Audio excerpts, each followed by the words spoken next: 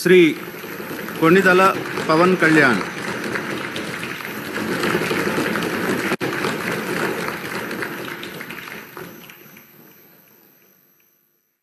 కొణిదల పవన్ కళ్యాణ్ అనే నేను శాసనసభ సభ్యుడిగా ఎన్నికైనందున శాసనం ద్వారా నిర్మితమైన భారత రాజ్యాంగం పట్ల నిజమైన విశ్వాసం, విధేయత చూపుతానని, భారతదేశ సార్వభౌమాధికారాన్ని, సమగ్రతను కాపాడుతానని, నేను స్వీకరించబోయే కర్తవ్యాన్ని శ్రద్ధాశక్తులతో నిర్వహిస్తానని దైవ సాక్షిగా ప్రమాణం చేస్తాను.